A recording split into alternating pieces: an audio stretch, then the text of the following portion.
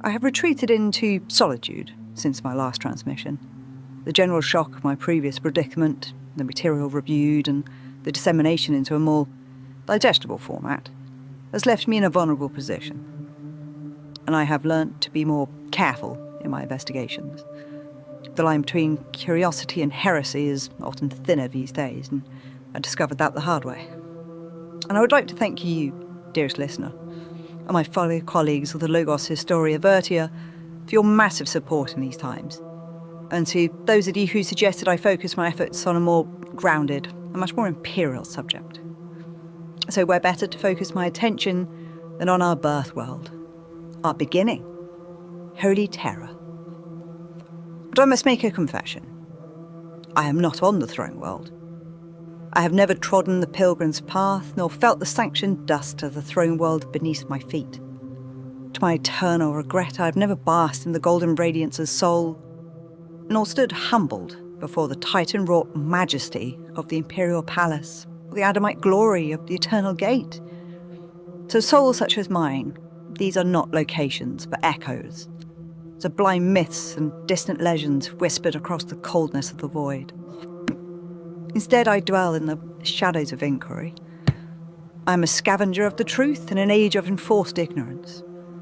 I have waded through the gilded half-truths fabrications of the Adeptus Ministorum, enduring the glacial soul-crushing bureaucracy of the scribes to petition for even the most fragmented scrolls. By the Emperor's grace, though, I have had luck. I found a rare and surprising kinship in the Astartes chapter of my homeworld. It seems they have a curiosity equal to mine of the past, if not more so. They have granted me entry into their deepest sanctums, data vaults bored miles into the planet's tectonic crust that took an age to get to. Though many gates still remain sealed within their sanctums, guarded by the ancient machine spirits that do not suffer the likes of mortal kind, I do have hope. And what follows is the fruit of that labour. This is the continuation of my foundational records, a chronicle, the birth of our Imperium, fundamental history of our galaxy, his Unification Wars. As mentioned in previous chronicles, a beginning is an odd thing. For there to be a beginning, there needs to be an end.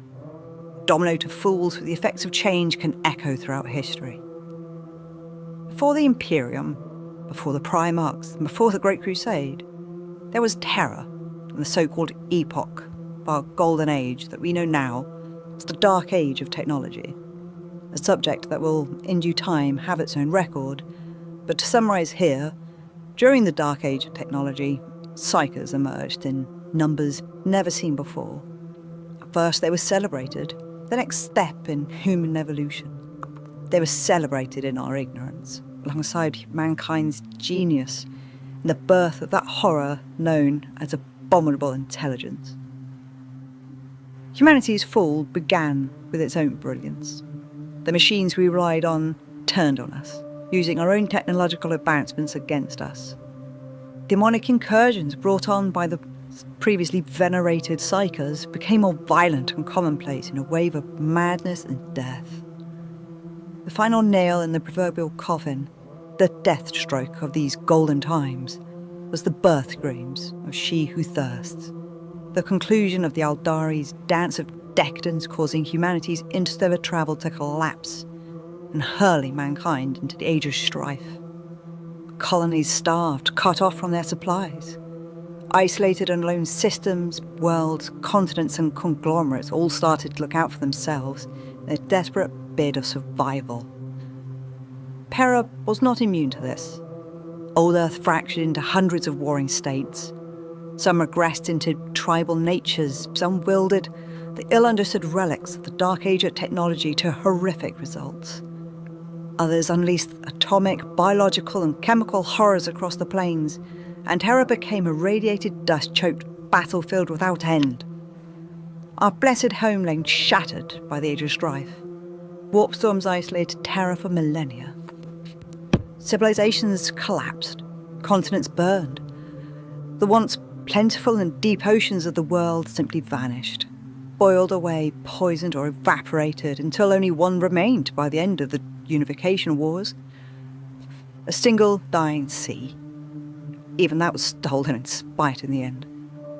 But I get ahead of myself, dearest listener. For amongst all this, he worked, silently planning and forging humanity's brighter future. For the Emperor did not start with an empire. He started with a lab. To conquer a world of monsters, he created monsters of his own, the Thunder Warriors. These hothouse genetic experiments were not born, they were built. Their creation, their genomes, were rewritten with hyper-aggressive gene patterns. Strength, speed, and endurance were pushed far beyond human limits. They were the Emperor's first fist, forged in the hidden gene labs beneath the Himalayas. These massive creatures wore, to our standards, the primitive Mark I Thunder power armor. This allowed them to walk through gunfire and survive the harsh environments of the dying world. Their weapons were brutal and blunt, blades and slug-shot armaments, with a few being selected or having scavenged, the remaining powered weapons, or the highly sought-after las guns. But these were brutes of war. While they were stronger and faster than the Astartes that would follow, they were incredibly unstable. Their souls and bodies were forged in the fire of unification, meant to burn bright, but burn out. They were not designed to build a future. They were designed to end a past. With these armoured giants at his side, the Emperor struck out from the mountains. But he did not march out across the world to just conquer territory. He aimed to conquer the human psyche, purging it of the god virus that plagued humanity throughout the Age of Strife. It was a war on the intellectual de-extinction, for the long night of Terran madness had met its dawn with his Imperial Truth. Humanity had lived for millennia in the shadow of Techno-Barbarian warlords, cowering before gods of the warp and the whims of gene-twisted psykers. He sought to end the era of superstition. His message was simple: submit, and join the light of reason, or be erased. Before the Emperor rose to power, circa M29, Terra was, as mentioned, dominated by the brutal and competing empires. But now armed with his Thunder Warriors, the Emperor began to dismantle the patchwork of nightmares that had gripped the world. There were uncounted wars and battles fought for unity, and it was paid for with many lives. None were quick. The work of his unification took centuries, each campaign deserving a record in their own right, but will be abridged herein. The American campaign to the west, their hegemony falling quickly under the boots of the Mark I power armor, the relentless and brutally vicious assault of the Thunder Warriors. To the east, the Indonesian bloc collapsed to infighting on hearing of the Emperor's rise. They revolted against their religious ruler, so-called Cardinal Tang. In a odd similarity of today's ecclesiarchy, his ruthless zealotry condemned any with knowledgeable pursuits and anything else that went against his ideology. What that ideology was is unknown to me, as it has been completely purged from history. What is known, a scrap of Imperial records surviving the time, is Tang was ripped from power and sentenced to be in one of his own prisons, where he met a painful and long overdue death at the hands of his fellow inmates. I have records of the Nordafric conclaves, but little is known to me of what these were, for these territories fell, not to him, but to those of a Ursh, whose details will be discussed later.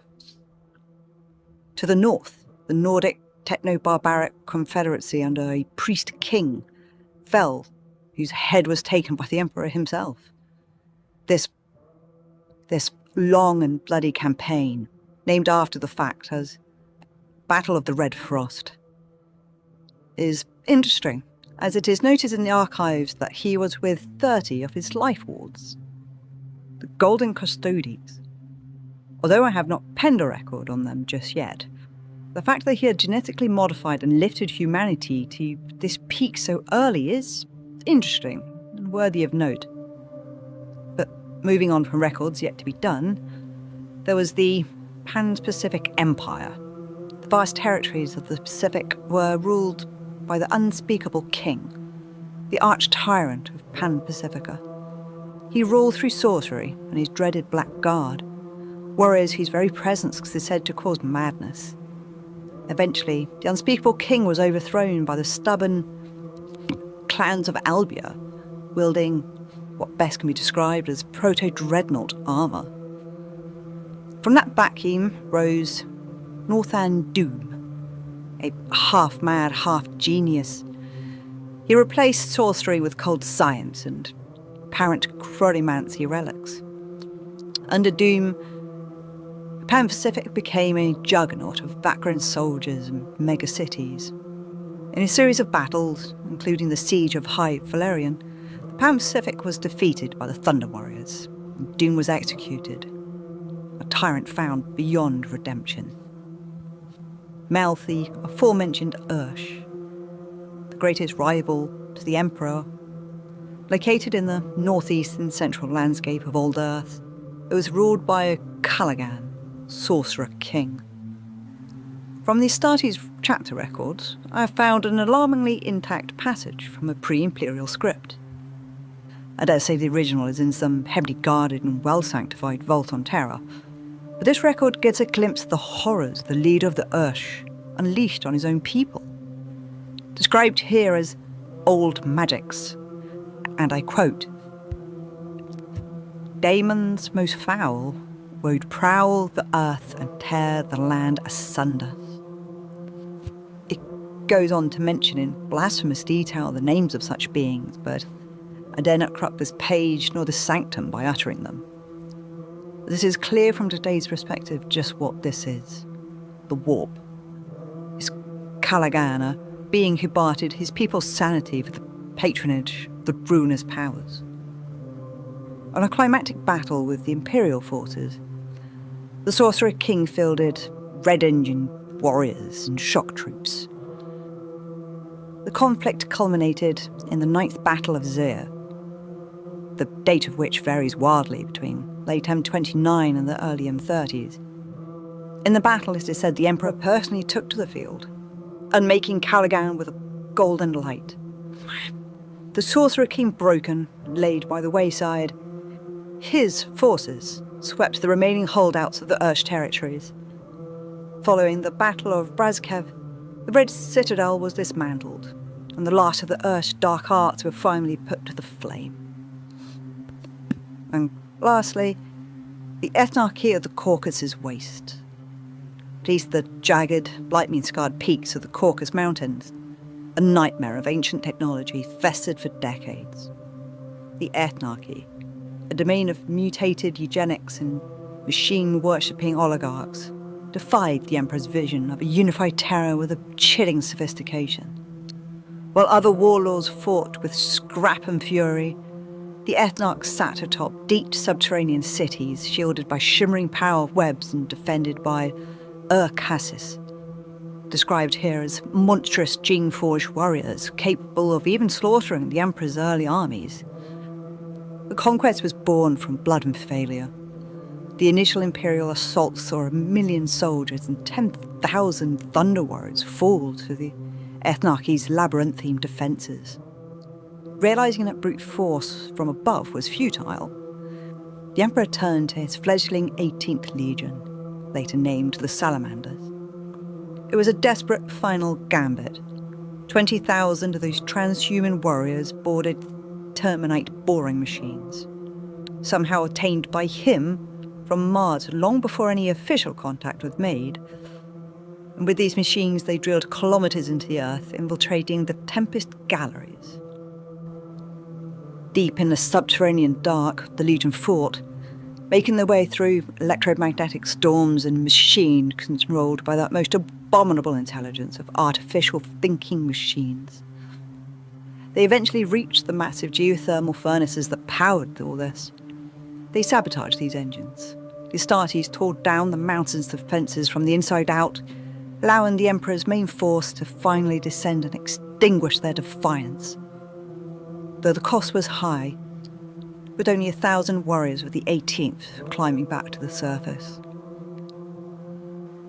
The Ethnarchy was captured and cast into the Emperor's deepest vaults, leaving their empire to fade into the ash and smoke of history. And as Terra was nearly unified, the Emperor initiated the next phase, his Legionnaires Astartes. They were stable, disciplined, and built for the stars. However, the transition from Thunder Warriors to Astartes was dark, and a foreshadowing of things to come. For the first recorded time in history, and very much not the last, Imperial forces turned on one another. At the Battle of Mount Ararat, towards the end of M30, the last of the Thunder Warriors was said to have died heroically to secure unity. However, rumours and records show a darker truth. Once their purpose was served, they were culled by his golden custodies and the early Astartes of the First Legion. The Emperor could not build his future with such unstable weapons. Unity was bought with betrayal. And with that, officially on 7/12 and 30, Terra was bought to heal. Unification Wars were not won solely by the bolter and the blade. They were won by the iterators, the silver-tongued orators who followed in the army's wake. Their task was to bring into compliance the thought of the survivors, teaching his Imperial Truth. They taught that the universe was a giant machine, and that for the first time in 10,000 years, humanity finally held the blueprints. It was bold, perhaps arrogant gamble, the belief that a species built on myths could survive on nothing but cold, hard facts. For a brief, shiny moment on Terra, seemed that the gamble had paid off. The shadows were receding, and for the first time since the fall, man looked to the stars, not with fear, but with a yearning to bring back its galactic dominance. But before he could take back the galaxy, he needed to take the Sol system and its industrial might. And so, in 703 M30, the Emperor subdued the Ethnarchy cults, securing the tech to mass-produce his Space Marines. This would need a chronicle in on its own, as it is the famous campaign that gave the 16th Legion their name, the Lunar Wolves. As for Mars, the Emperor was hailed as the Omnissiah on the official first contact in roughly 739 M30. The Treaty of Mars was signed sometime after. If any of you dearest listeners have had contact with those from Mars, you can begin to understand what sort of contract was formed between the Emperor and the Fabricator General.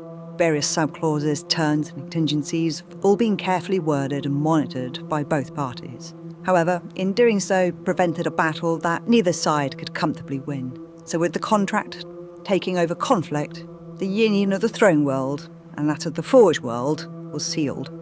These Unification Wars served as the bloody cradle of the Imperiums, concluding not just with the conquest of Earth, but with the systematic erasure of the old world to make way for the new. Terra was won.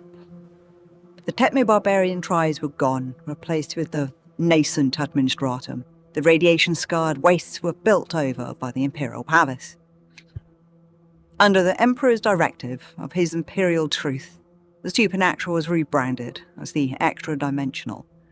By stripping the warp of its mysticism, the Emperor stripped it of its power over humanity.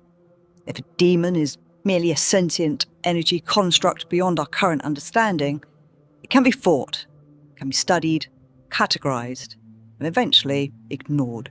Terra had been broken, and he had forged it. Terra was united, and now humanity would reclaim the galaxy in his Great Crusade. That is a tale for another time, dearest listeners. I must rest. As always, remember, knowledge is power. Got it well. Thank you for listening. If you enjoyed this video, consider subscribing to support the channel. It genuinely helps more than you can imagine. Drop a like, share the video, and leave your thoughts in the comments. If you want to go even deeper, the links to my Patreon and socials are in the details below. Until next time, take care. I'll see you in the next one. The Emperor protects.